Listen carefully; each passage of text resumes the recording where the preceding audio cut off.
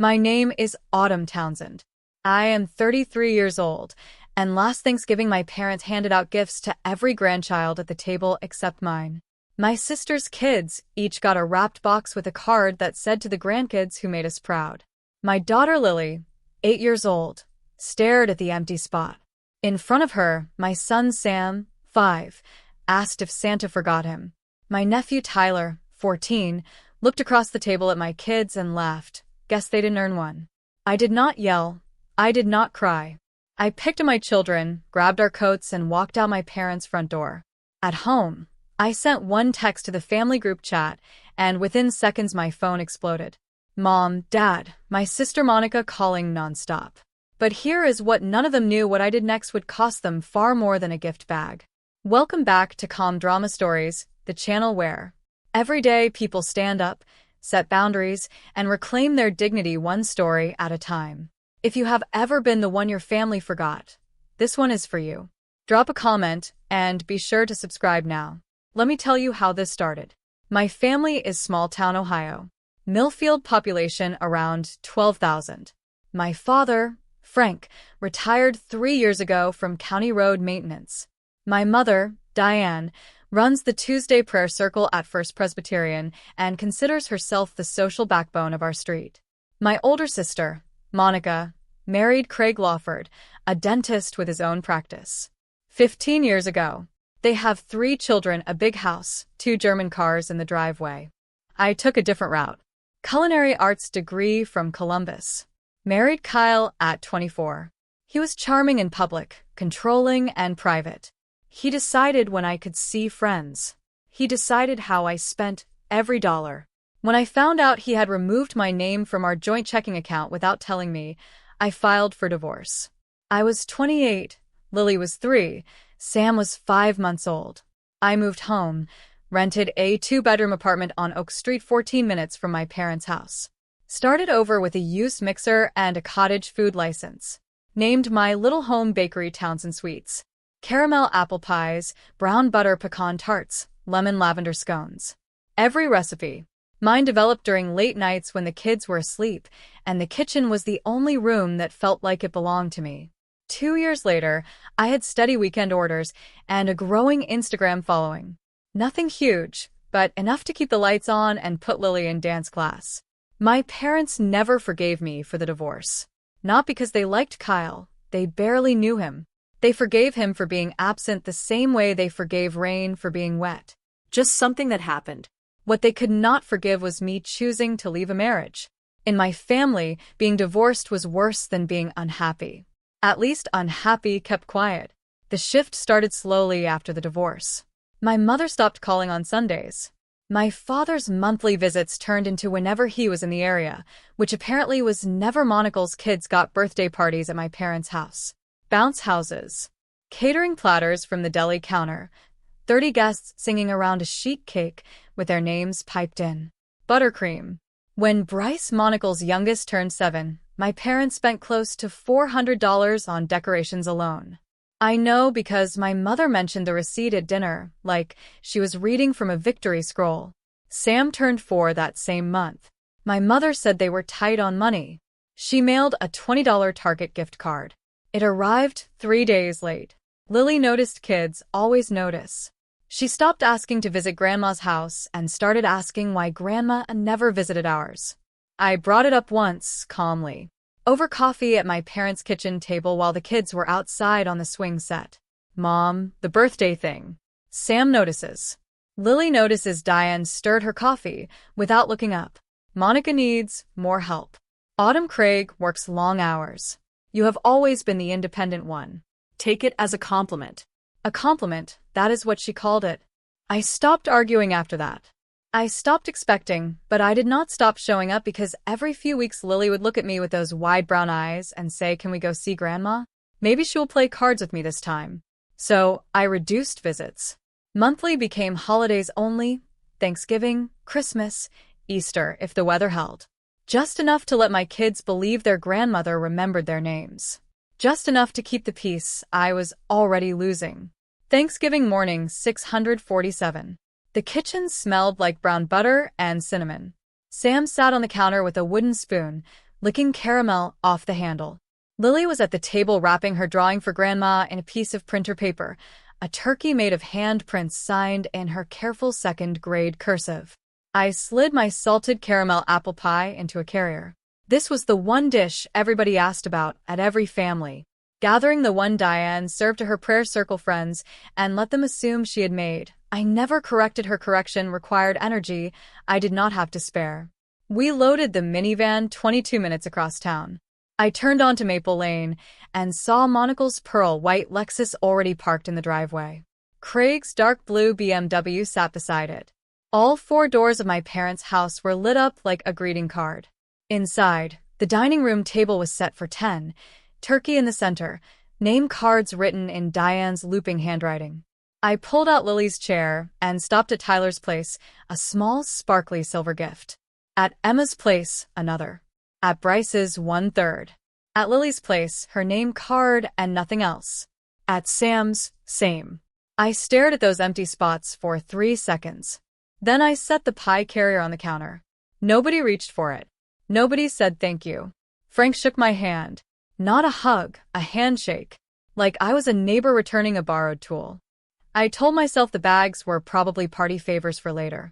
I told myself they would hand something to everyone after dinner. I told myself a lot of things that year. Most of them were wrong. Dinner conversation belonged to Diane. She talked about Monocle's new kitchen countertops.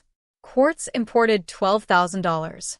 She talked about Craig's practice expanding into a second office on the east side of town. She talked about Tyler making the travel soccer roster. Every sentence circled back to Monica's family, like a dog returning to the same patch of grass. I mentioned that Towns and Sweets had been accepted for a booth at the Millfield Spring Farmers Market 3 months away, my first real public venue. I had been planning it since September. Diane changed the subject before I finished the sentence. Frank passed the gravy. Monica, tell everyone about Bryce's science project. Monica smiled. Craig cut his turkey. Nobody looked at me. Lily sat next to Sam, quiet. She kept glancing at the silver bags at the cousins' seats. Her fingers traced the edge of her empty placemat. Sam did not notice yet. He was 5. He was still young enough to believe that if something was missing, it was probably coming later. Monica leaned across the table. Autumn, have you thought about getting back into restaurant work? Stability, benefits. Health insurance for the kids. I set my fork down. I have insurance through the marketplace, right? Monica smiled again. Just thinking of the kids, Frank asked Sam what he wanted for Christmas. Before Sam could answer, Diane cut in. Frank, let us not do gift talk right now. The irony of that sentence would not hit me for another 20 minutes. I should have left then, but Sam had mashed potato on his chin and was giggling at something Tyler said to him. And for about 10 seconds, it looked like the kind of a family I wanted my children to have. 10 seconds. Diane stood up before dessert. Dessert. She smoothed her blouse, pressed her palms together, and addressed to the table like a woman delivering a keynote. Before we have pie, grandpa, and I have something special, a little recognition for the grandkids who made us proud this year. She walked to Tyler's chair, first handed him his silver bag. He pulled out a gaming headset, $80 retail. I knew because Sam had circled it in a flyer the week before. Tyler grinned. Thanks, Grandma. Emma next, a jewelry-making kit with real semi-precious beads. She squealed. Diane beamed. Bryce, a Lego architecture set, the Statue of Liberty. He tore the bag open and dumped the box on the table. Then Diane sat back down, folded her napkin, picked up her wine glass. That was it. Sam looked at me. His bottom lip did not tremble. He was confused, not hurt, yet he leaned close and whispered, Where is ours, Mama? I opened my mouth. Nothing came out. Lily did not ask, she already understood.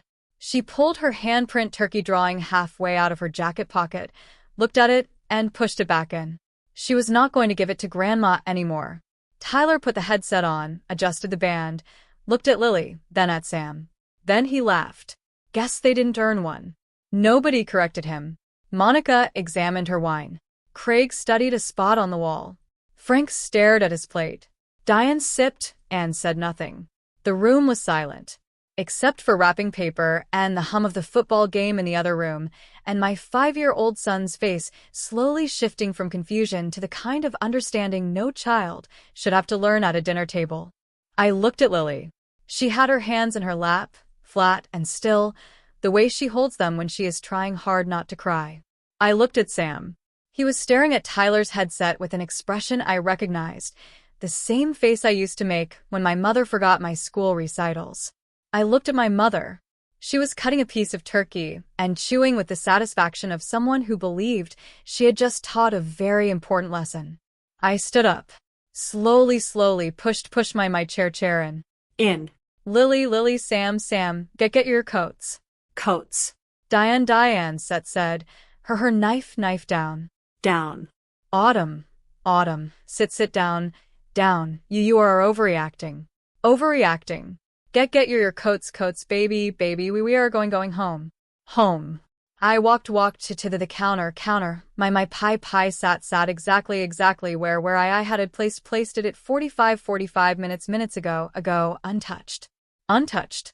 Nobody had sliced it, nobody had served it, nobody had even moved the carrier to make room. I wrapped it in the tea towel I had brought and tucked it under my arm. Frank half rose from his chair. Come on, Autumn, it is Thanksgiving. I looked at him. Not for us, Dad. Lily slid off her chair and took Sam's hand. She reached into her pocket, pulled out the handprint turkey drawing, and folded it quietly back inside. She had made it the night before with watercolors. She had signed it Love Lily, age 8. She put it away and walked toward the front door without looking back. Nobody followed us. I buckled Sam into his car seat. Lily climbed in and on the other side, and then clicked her own belt. I started the engine, backed out of the driveway, and turned on onto Maple Lane. Lane. I expected someone to come outside. Outside. A voice, a hand on the window, something. The porch light stayed on. On. The door stayed closed. Closed. The drive home took 22 minutes. Minutes. Sam fell asleep with his cheek against the window. By minute 5, Lily sat with her hands still in her lap, staring at the road. She did not say anything until we pulled into our driveway. Mama, why does Grandma not like us? I turned off the engine, sat in the dark for a second. The dashboard clock said 714. Grandma is confused right now, baby. That is not your problem to fix. I carried Sam inside, laid him on the couch with a blanket, and stood in the kitchen for a long time, looking at my phone. The family group chat, Townsend Family Blessings, glowed at the top of my messages. 19 members, though only 5 of us, were posted. The last message was Diane sharing a pumpkin bread recipe 2 days ago. I typed it short and final. Don't invite us again. We're not your joke. I paused, then added one more line. Your gift is on the way. I did not know what that meant, yet I pressed send anyway. Within 30 seconds, 4 missed calls. Mom. Dad. Monica. Mom. Again. A text from Diane. You're being dramatic. Call me now. A text from Monica. Seriously. It was just gifts. A text from Frank. Your mother is crying. I set my phone face down on the counter, walked to the fridge, cut 2 slices of salted caramel apple pie, the one nobody touched at my parents' house. Put them on plates, set them on the kitchen table. Lily came in. She sat across from me. We ate in silence, the 2 of us, while Sam slept on the couch and my phone buzzed against the granite like something trying to escape a jar. I did not answer. I did not know what your gift is on the way meant yet, but I knew I was done pretending. The next morning I woke up to 47 unread messages in the group chat. Diane had written a full essay for paragraphs, perfect punctuation, as if she had drafted it in a Word document first. Her explanation? The gifts were for academic achievement. Tyler made the honor roll. Emma won the district spelling bee. Bryce received a citizenship award at his elementary school. It was meant to be motivational, she wrote. We were hoping it would inspire Lily and Sam to work harder. Sam is 5. 5. He is in preschool. Preschool. His greatest academic achievement this year was learning to zip his own jacket. Frank sent a separate message, private, not in the group. Your mom didn't mean to hurt anyone. 1. Come for Christmas, we can talk, Monica texted. If your kids were in more activities, they would have gotten something. You don't blame mom for your choices. I read every message twice. I saved the screenshots. I did not respond.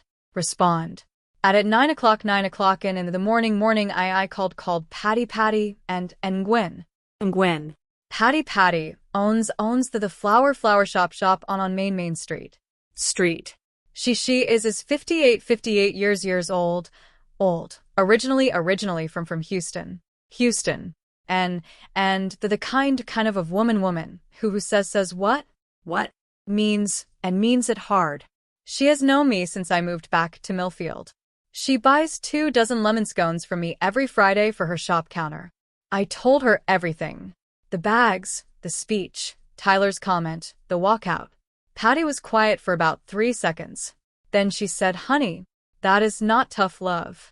That is cruelty with a name card on it. I exhaled for what felt like the first time in 12 hours. Save those messages, Patty said. All of them. You might need them later. I did not know why yet, but I saved them. December came cold and quiet. No calls from Diane, no visits from Frank. The group chat sat still like a room after a fight, everyone waiting for someone else to speak first. I threw myself into towns and sweets. Holiday orders doubled from the year before, mostly word of mouth from a craft fair I had done in November. I filled 73 orders. In 3 weeks. Pumpkin ginger tarts, cranberry almond biscotti, my salted caramel apple pie. The same one that sat untouched on my parents' counter. Now selling 4 deep every Saturday from my kitchen. I applied for the spring booth at the Millfield Farmers Market. The application was 2 pages plus references. Patty wrote 1. My culinary school instructor who still remembered me after 9 years wrote to the other. I mailed it in the first week of December and tried not to check the mailbox every afternoon. I drove to the county clerk's office and upgraded my cottage food license to a full food handler's permit. 12 hours of classes. $65. A laminated certificate that I stuck on the refrigerator next to Lily's spelling test and Sam's finger painting. Christmas Eve, a card arrived from my parents, addressed to Lily and Sam, and not Sam, Autumn. Not my Autumn. Name was not the on envelope. The inside envelope, inside $25 a gift, $25 card gift to card Target 2 and Target. I note Diane's in handwriting. Diane's merry handwriting, Christmas merry to Christmas are to grandchildren, Our love grandchildren, Grandma Love and Grandma Grandpa. And Lily Grandpa. Looked Lily at looked the at card, the looked card at looked me. At me. Mama, Mama, Grandma forgot your name. Name. She did not forget. Forget. Grandma is as mad at me, baby, and that is not your problem to fix. Fix. Really nodded. She went back to her coloring book. Sam taped the gift card to the refrigerator like it was a trophy. He was 5. He did not understand exclusion yet. I hoped he never would. January. I dropped Sam off at Little Stars Preschool on a Tuesday morning. Another mother, Karen Bledsoe, whose kid was in Sam's class, gave me a look I could not place, part pity, part curiosity, like I was a car accident. She was driving past slowly. I heard about your Thanksgiving, she said. Your mom told my mom at church. I did not ask what version Diane was telling. I did not need to. Over the next 2 weeks, the shape of it became clear. Diane had turned the walkout into a narrative, and it was spreading through First Presbyterian like a hymn. Everyone already knew the tune to her version. Autumn abandoned the family on Thanksgiving and broke her mother's heart. She will not let Diane see the grandchildren. She is punishing her. Parents for loving Monocle's children. Not one detail about the gift bags. Not one mention of Tyler's comment. Not one acknowledgement that 2 children under 10 sat at a table and received nothing while their cousins were celebrated 6 feet away. Orders slowed. 2 regulars canceled. 1 texted. Sorry, I just don't want to get in the middle of anything. I sat at my kitchen table that night with my order spreadsheet. December 73 orders, January so far 41. 2 large weekly accounts gone. Revenue down 19% in 3 weeks. My mother was not just trying to guilt me back into the fold. She was poisoning the water I needed to drink from. Patty called that evening. People are talking Autumn. Autumn. You needed to know, no, Diane told of the Tuesday prayer group, that you abandoned the family. Family. I pulled up my laptop, opened a folder labeled documentation, created a new spreadsheet called canceled orders, logged every name, every date, every excuse. I did not know what I was building yet, but I was building something. Late January, Patty sent me a screenshot with no comment, just an arrow emoji pointing down Monocle's Instagram. A new account launched that week. Lawford Kitchen custom cakes, pies, and pastries for every occasion. The bio said family recipes made with love. The logo was a rolling pin inside a wreath of wheat. The color scheme was warm gold and cream, close enough to mine that it could have been a sibling. I scrolled through the posts. Salted caramel apple pie, browned butter pecan tarts, lemon lavender scones. Every single item from my menu photographed on marble countertops that cost more than my rent. Monica had me blocked. I could only see what Patty forwarded. The comments were glowing. These look amazing. Do you deliver? I love that you are keeping family traditions alive, and Monocle's reply every time. Thank you so much. My grandmother taught me. Our grandmother did not bake. She lived in Dayton and played bridge. She died when I was 12 and Monica was 16. She never once stood in a kitchen with either of us. I checked the county food license database. No listing for Lawford Kitchen. No cottage food permit. No food handler's certificate. She was operating from her home without a single piece of paperwork. But the thing that made my hands shake was not the licensing violation. It was the last post, a photo of her version of my salted caramel apple pie. My recipe, the one that took me 14 test batches and 3 months. Perfect with a caption that said a recipe that's been in our family for generations beneath it. It one comment from Diane Townsend. So proud of my girl. We can only invest in one family. Family. Autumn. She had said that to me 6 months ago when I asked if she could share my bakery flyer with her church group. And then now I understood what she meant. Meant. February, I called a small business attorney, in the next town over, Rachel Kim. Kim. Her office was above a dry cleaner on Route 99 and her initial consult was free for 30 minutes. I brought a folder, not a thin one.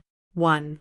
Rachel flipped through it with the calm of someone who reads bad news. News. For a living.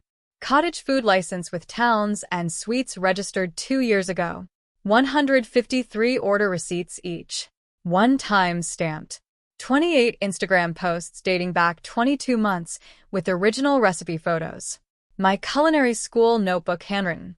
Dated with my instructors. Margin notes in red pen, customer emails, the county permit upgrade paperwork. She looked at me over the folder. How long has your sister been operating? About 3 weeks. Does she have any formal training?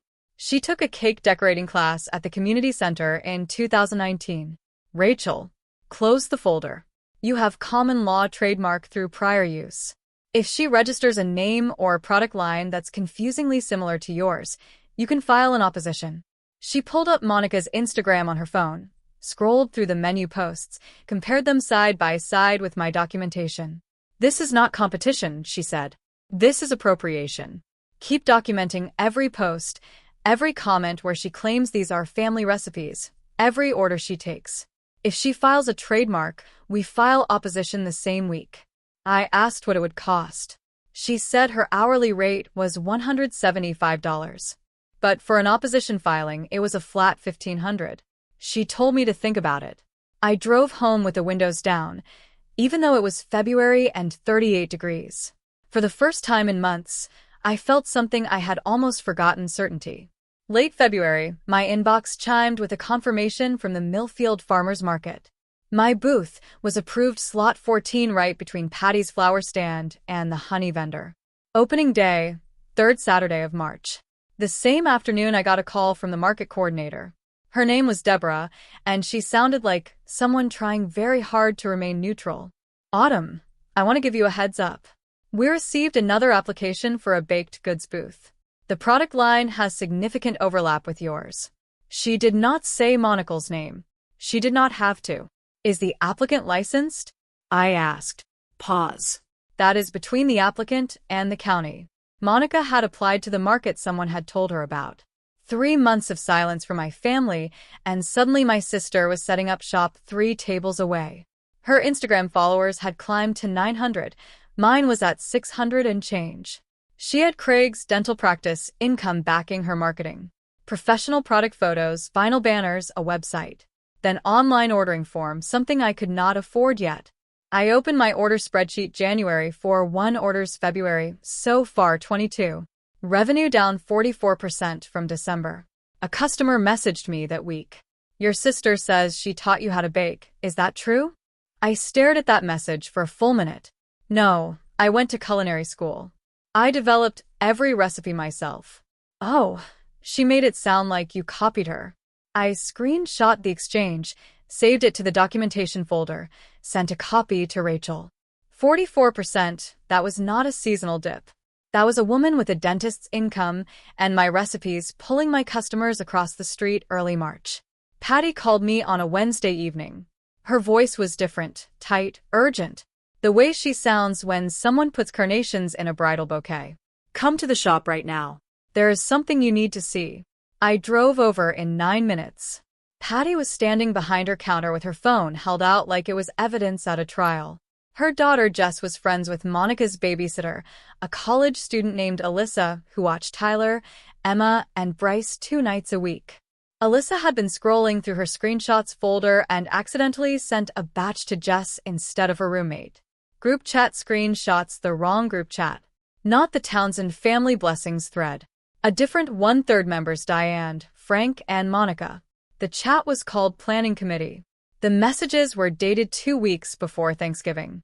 Diane, get gift bags for the 3 kids, not Autumn's. She needs to understand there are consequences for pulling away. Monica, Craig, can get the headsets. Wholesale. I'll handle the rest. Frank, is this really necessary? Diane? If she wants back in this family, she needs to show up properly. This will motivate her. Then the day after Thanksgiving, after the walkout, after my text, one more message from Diane, she'll come crawling back. By Christmas, I read those screenshots standing in a flower shop that smelled like eucalyptus and cold water. My hands went numb. My chest felt like someone had placed a flat stone on it and walked away. It was never about earning it. It was never about achievement. It was organized, deliberate punishment of my children, aged 8 and 5, to force me back into a family that considered obedience the price of belonging. Patty did not say anything. She just put her hand on my shoulder and let me stand there until I could breathe again. If you have ever found out that the people you trusted were planning to hurt you, planning it like a project with group chats and shopping lists, then you know what this feels like. You know what? I kept going. If you are still here, drop a comment and tell me if you have ever discovered the truth about someone you loved. Subscribe if you have not already, because what happened at that farmer's market is where this story really begins. March 1st. Rachel called before I had finished my morning coffee. Your sister filed a state trademark application. Lawford Kitchen Artisan Sweets and Pastries. The product list overlaps entirely with your registered menu. I set my mug down. Can she do that? Anyone can file. The question is whether it holds. And it will not. Your prior use documentation is airtight. Every receipt, every post, every license predates her by at least 20 months. Rachel filed an opposition on behalf of Townsend Sweets. Within 5 days, the fee was $1,500. I paid it with the savings I had been setting aside for a commercial mixer. The mixer could wait. My name could not. That same week, Monica posted a photo of her version of my salted caramel apple pie. Gold light marble counter, a single slice on a ceramic plate with a sprig of rosemary. Caption: my grandmother's recipe perfected, 47 likes. Comments filled with heart emojis and order requests. I opened my recipe notebook, the one I had carried through culinary school. Page 34, salted caramel apple pie. Final version dated in my instructor's red ink 18 months before Monica posted her first photo. I photographed every page, front and back, uploaded them to a time-stamped cloud folder, and shared access with Rachel. My grandmother did not perfect this recipe. My grandmother made Jell-O salad and store-bought rolls. She played bridge on Fridays and died when I was 12.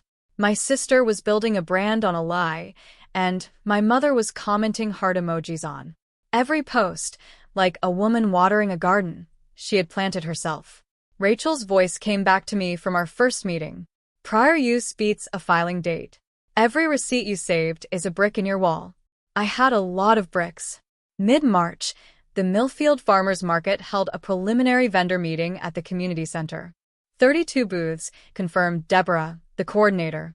Went through setup times, health codes, parking passes. I arrived early, set out my sample table. 3 pies, sliced thin, printed menus, business cards with a QR code for Instagram, clean white tablecloth, hand-lettered chalkboard. Signs. Monica walked in 20 minutes late. She carried a vinyl banner rolled under her arm and a box of samples in matching gold packaging. She saw me and stopped for half a second. Then she chose a table at the opposite end of the room. The other vendors noticed Dan, the honey seller who had been doing the market for 11 years, leaned toward Patty during the break. Those two have the exact same menu. That is not a coincidence. Patty sipped her coffee.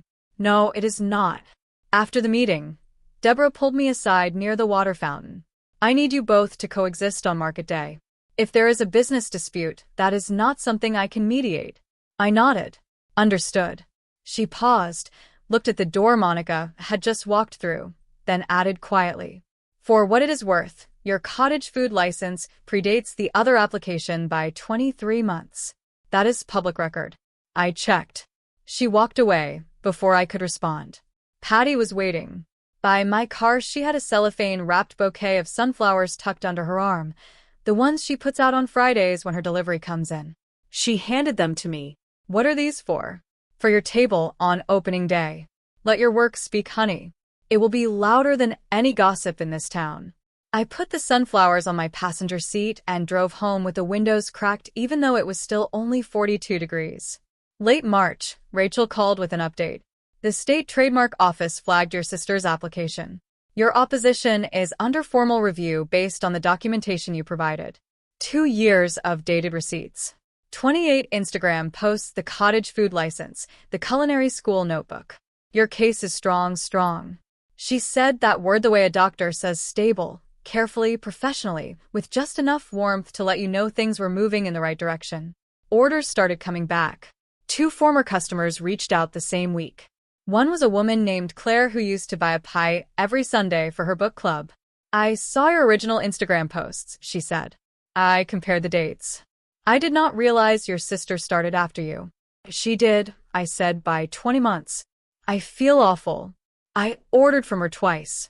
You did not know she ordered 3 pies that week and she told her book club. I did not talk about Monica. I did not mention the trademark fight, the group chat screenshots, the gossip campaign. I just posted consistently processed shots of my kitchen at 5 o'clock in the morning. Sam with flour on his nose. Lily arranging pie slices on a sample tray for the market. Real life, my life. Instagram followers climbed 800, 900, 1100. A local food blogger named Tess reached out. I love the story behind Townsend Sweets. Single mom, home baker, culinary school background. Can I do a profile? The blog post went up the second week of March. It was honest and specific. It mentioned my cottage food license date, my culinary degree, my 2 years of building the business from scratch. It did not mention Monica. It did not. Need to 6,000 views in 7 days comments. This is what real entrepreneurship looks like.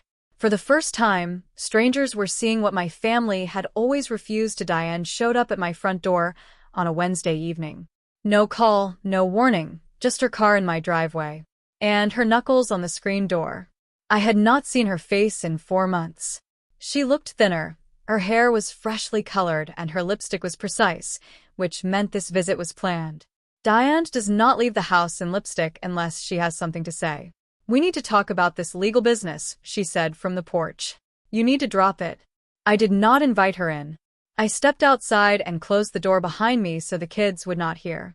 Which legal business? This thing with Monica? The trademark nonsense? You are embarrassing this family. Which part is embarrassing? The part where she stole my recipes or the part where you helped her? Diane's jaw tightened.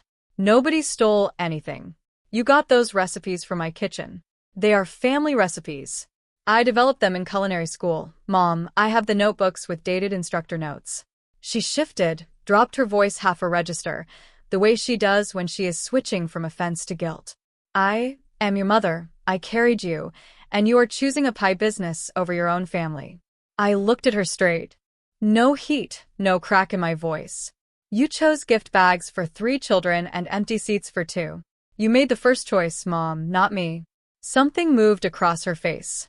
The flicker, not remorse, recognition, the look of someone caught inside their own logic and unable to find the exit. She left without another word, walked to her car, pulled out of the driveway and turned right onto Oak Street. I watched her tail lights disappear. Then I went back inside and finished frosting a batch of lemon lavender scones. For Saturday's market, Frank called 2 days later, first time since Thanksgiving. His voice sounded like he had been sleeping in a room with no windows, tired in a way that went past physical. He cleared his throat twice before he spoke. Autumn, I need you to understand something. Your mother is not sleeping. She is not eating right. This situation is taking a toll on her. I leaned against my kitchen counter. Sam was in the living room watching cartoons. Lily was doing homework at the table. I kept my voice low. Dad. She planned the gift exclusion in a group chat 2 weeks before Thanksgiving. I have the screenshots. Silence. The kind of silence that sounds like someone closing a door they hoped would stay shut. Where did you get those? Does it matter? More silence. I could hear him breathing through his nose. Your mother just wants you to come home, Autumn. Home is not a place where my children are used as leverage. She loves those kids. She excluded them from gift bags and told her church circle. I abandoned the family. That is not love, Dad. That is control. His voice cracked. What do you want me to do? And there it was, the sentence that told me everything I needed to know about my father. He was not asking because he wanted to act. He was asking because he had never known how 64 years old, retired, healthy, present, and still waiting for someone to tell him what the right move was. Ask yourself why you never said no to her, I said. Ask yourself why you let it happen. He hung up. I cried that night after the kids were asleep. Not for losing my father.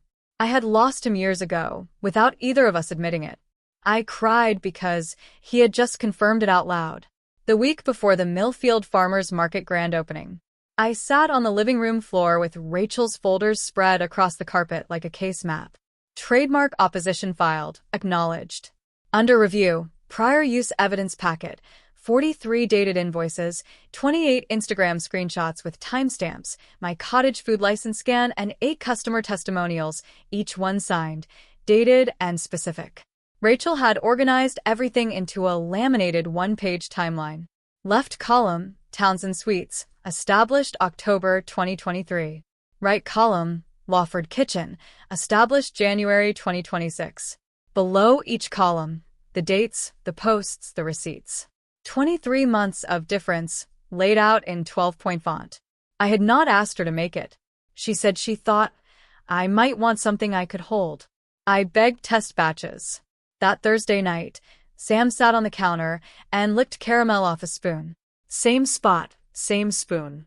As Thanksgiving morning, Lily folded napkins with a Townsend Suites stamp on them, pressing the ink pad carefully and centering each one. Emma, are we going to sell a lot? I hope so, baby, more than Aunt Monica. I stopped rolling dough. Lily was looking at me with an expression that was too adult for 8 years old. She knew she had been watching. She understood more than I had given her credit for. We're going to sell what we make. And we're going to be proud of it. She nodded and went back to stamping. I put Rachel's folder in my market tote. The laminated timeline, the evidence binder, the culinary school notebook. I did not plan a confrontation. I planned a booth. But I put the folder in the bag the way you put an umbrella in your car when the sky looks uncertain. Just in case. Saturday morning, 5:45 Millfield Town Square was dark except for the string lights on the pavilion and the headlights of vendor trucks pulling in one by one. I loaded the minivan. 4 coolers of sliced pies, 2 trays of tarts, the chalkboard signs, the sample plates, the tablecloth. Sam stayed home with Patty's husband, Doug, who had volunteered for babysitting duty. Lily came with me. She insisted. My booth was slot 14. I set up the white tablecloth first, then the chalkboard menus, then the ceramic sample plates with toothpicks, patties, sunflowers, the same ones she had handed me after the vendor. Meeting went in a mason jar at the corner. Lily taped a drawing to the front of the table. Townsend Suites made with love. She had drawn it the night before in colored pencil. 3 booths to my left. Monica arrived at 6:30. Professional vinyl banner. Gold-lettered signage matching gold boxes stacked in a branded crate. Craig's BMW idled at the curb while she unloaded. He handed her a check and drove away without getting out. She did not look at me. I did not look at her by 9 foot. Traffic was steady. I sold 14 pie slices in the first hour. People stopped, tasted, asked questions. How long have you been doing this? Where can I order for a party? Is this the pie I saw on the food blog? A woman walked to Monica's booth around 9:30, tasted the salted caramel apple pie, then walked to mine. Tasted mine, stopped. Looked back and forth between the 2 booths. These taste identical, she said. I met her eyes. They should. It is my recipe. She looked at Monica's banner, looked at mine, looked at the dates on my laminated menu. Then she bought a whole pie for me and walked away, 10:30. Diane and Frank walked into the market through the south entrance. Diane wore her Sunday blazer, pale blue pearl buttons. Frank trailed behind her, the way he always did, close enough to seem present, far enough to avoid responsibility. They went straight to Monocle's booth. Diane embraced her loudly. There is my girl. Does this not look wonderful? The hug lasted 5 seconds longer than necessary. It was aimed at me for 20 minutes. They stood at Monocle's booth. Diane handed out samples to passers-by. Frank shook hands with people he recognized from church. They performed the role of proud parents with the precision of actors who had rehearsed. They did not acknowledge me, not a glance, not a nod. My booth was 40 feet away, and they behaved as if I had never been born.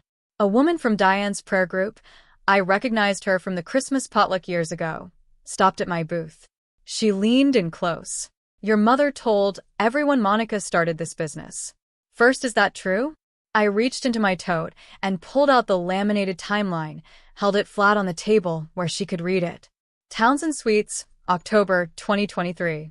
Lawford Kitchen, January 20th, 2623. Months apart. Dates, licenses. Social media records. She read it. Her eyes moved left to right, top to bottom. She looked up at me, then down the row at Monocle's booth, then back at me. Lord have mercy, she said quietly. She bought a tart, and she told the woman behind her in line. By 11, I had sold out of pie. Slices. Monocle's booth still had inventory. Craig arrived at 11:15 with Tyler. Tyler spotted Lily behind my table. He looked at her, started to smirk, then stopped. He looked away. I want to pause here, because I know some of you are thinking, she should have lost it. She should have screamed. But I learned something about my mother a long time ago. She feeds on your reaction. The louder you get, the more ammunition she has. So I stayed quiet. I let the evidence sit on the table, and I let people read it for themselves. If that sounds familiar, you are not alone. Hit subscribe. The climax is next. 11:15. Monica walked toward my booth. I saw her coming from 20 feet away, gold apron, tight smile, hands clasped in front of her like she was approaching the witness stand. She stopped at the edge of my tablecloth, close enough for the neighboring vendors to hear, not loud enough for the whole market. Not yet. You need to stop telling people I copied you, she said. This is embarrassing. I have not told anyone anything, Monica. Then why is everyone looking at your little timeline like it is evidence? Because it is. She shifted her weight, crossed her arms. Those are family recipes. Autumn, Mom taught both of us. Mom told me last week they were family recipes. You told Instagram your grandmother taught you. Which story is it? Her face flushed from the neck up. The color started at her collar and climbed like a thermometer. She leaned in. You have always been jealous of me. Ever since we were kids, you could not keep a husband. And now you.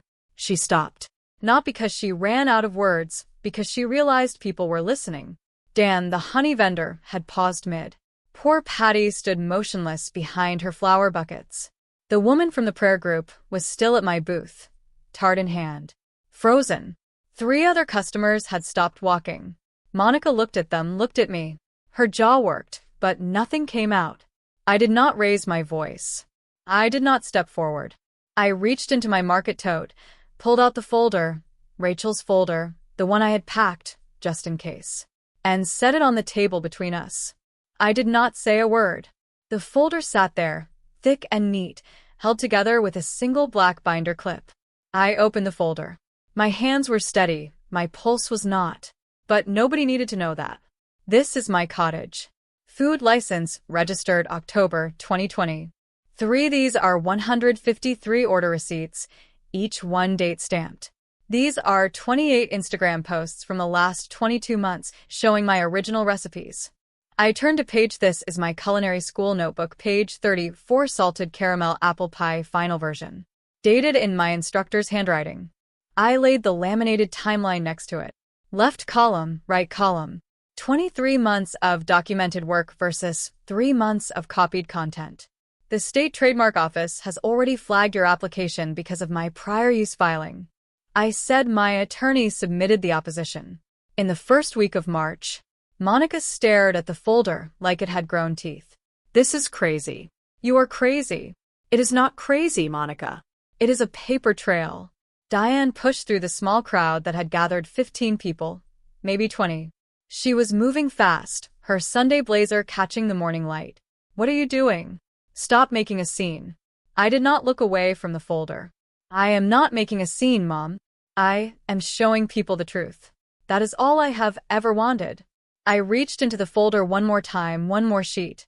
I laid it flat on the table and turned it to face them both.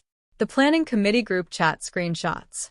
The messages from 2 weeks before Thanksgiving. Diane's typing.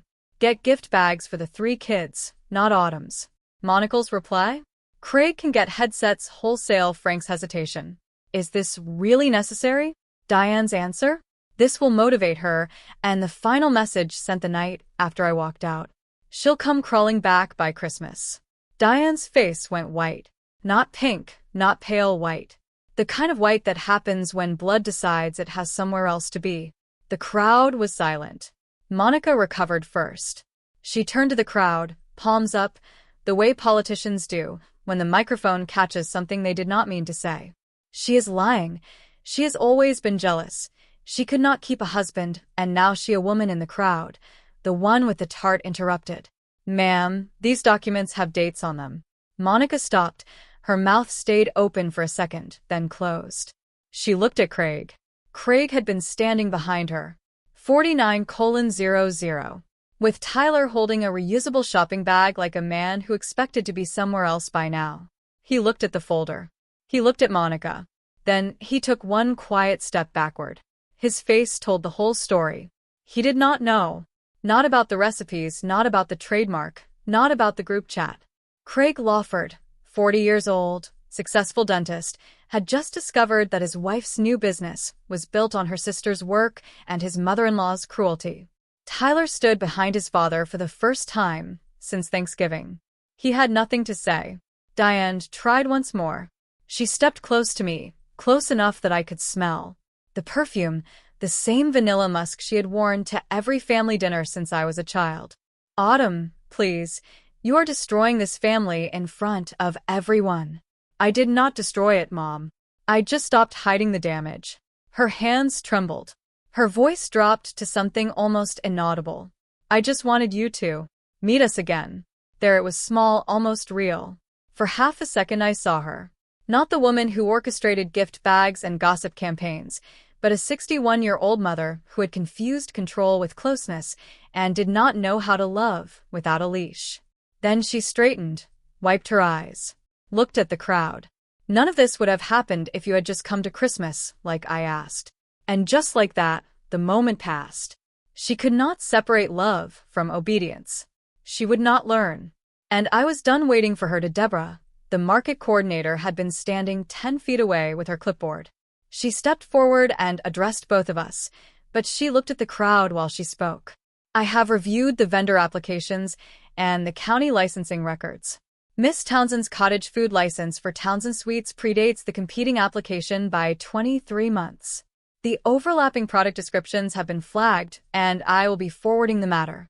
The County Food Safety Office for review. Translation. Monica was operating without a proper license. Her booth might not return. Monica did not respond. She walked back to her booth without a word. Craig followed. They packed the vinyl banner first, then the gold boxes, then the samples. Nobody had touched in the last. Tyler carried a folding table to Craig's BMW. Diane and Frank left through the south entrance. Diane walked 6 steps ahead of Frank. He followed the way he always had at my booth. A line formed 12 people. Some were market regulars. Some were strangers who had watched the whole thing from the pickle vendor's booth. Or the kettle corn stand. A woman I had never met bought a whole pie and said, "I am telling everyone I know about this place." Patty stood at the corner of my booth with her arms crossed and a grin she was not bothering to hide. "Let your work speak, huh?" I almost could not answer. My throat was tight. Not from anger, from the unfamiliar sensation of being seen by people who had no obligation to look. Lily had been watching from behind my booth the entire time, sitting on an overturned milk crate with her colored pencils. During the confrontation, she had drawn something. She held it up. A new sign, colored pencil on cardstock. Townsend Sweets. We earned it. I looked at my daughter. I nodded. Yeah, baby, we did. That evening, market packed up, coolers empty, tablecloth folded. The sunflowers were wilting a little, but still yellow enough to keep. I drove home the same 22 minutes I always did. Sam had fallen asleep at Patty's house and stayed asleep when Doug carried him to the car, the same way he fell asleep driving home from Thanksgiving, cheek against the window, trusting that wherever we were going would be safe. At home, I put him on the couch with a blanket, made tea, opened my phone. The Townsend family blessings. Group chat sat at the top of my messages, 31 unread. I did not open them. I typed one message. I wish you well, but we are done. Do not contact me or my children. If you respect us at all, you will respect this boundary. I send it. Then I left the group chat. Blocked Diane's number. Blocked Monocle's number. I kept Frank unblocked not because I expected him to change. Expectation is a debt you collect from yourself. I kept it open because one door should stay cracked in case the person on the other side ever decides to knock. Honestly, he had not earned that chance yet. That I was not ready to say he never would. The phone stayed silent. No calls, no buzzing, no messages trying to escape a jar. For the first time since Thanksgiving, the silence was not punishment, it was peace. I walked to the kitchen, cut 2 slices of salted caramel apple pie. Set them on the table. Lily came in, still holding her new sign. She sat across from me. Same chairs, same table, same pie. Mama, are we going to be okay? Yeah, Lily, we already are. She took a bite. I took a bite. The house was quiet, and the quiet was ours. 2 months after the market, Townsend Sweets had a regular booth, now every Saturday. Slot 14. Patty on my left with her flowers, Dan on my right with his honey. We set up at 5:45. I sold out most weeks by noon. Revenue was up to 100% from the January low. Not because of the confrontation, but because the food was good and the customers kept coming back. Rachel called on a Tuesday. The trademark opposition went through. Your sister's application was rejected based on prior use. She can keep the name Lawford Kitchen but cannot register overlapping product descriptions. Your menu is protected. I thanked her. Paid her final invoice $400 for the follow-up paperwork. Set the phone down and stared at the refrigerator where Lily's spelling test was still taped next to Sam's finger painting and my laminated food handler's certificate. Monocle's Instagram had gone quiet last post 3 weeks earlier. No new orders listed. No captions about family recipes or grandmother's traditions. Just silence. Diane had not reached out. Not a text, not a card, not a knock on the screen door. Frank sent one message in late April. It said, I am sorry. I did not stop it. I read it. I did not respond. But I did not delete it. In May I started a new tradition. I called it Townsend Thanksgiving. Not in November, in May, because why wait until one assigned day to sit down and be grateful? Patty and Doug came. Lily set the table. Sam put a paper crown on the dog next door, who wandered over through the back fence. I went to the dollar store and bought 2 sparkly silver gift bags, filled them with homemade caramel apples and hand-painted cards. Put one at Lily's seat, one at Sam's. Sam picked his up. Mama, is this for me? Every gift at this table is for you, baby. Always. He opened it like it was Christmas morning. Lily opened hers quietly, read the card, and put it in her pocket. The way she puts things she wants to keep. I used to think family meant showing up no matter what, no matter how small. Made you feel no matter how empty the chair they saved for you. I do not think that anymore. Family means showing up for the people who show up for you. My parents had 33 years to choose differently. They chose gift bags and group chats and gossip over their own grandchildren. I chose my kids. I chose my work. I chose myself, and I would make the same choice tomorrow. That is my story. One Thanksgiving, one walkout, one folder that changed everything.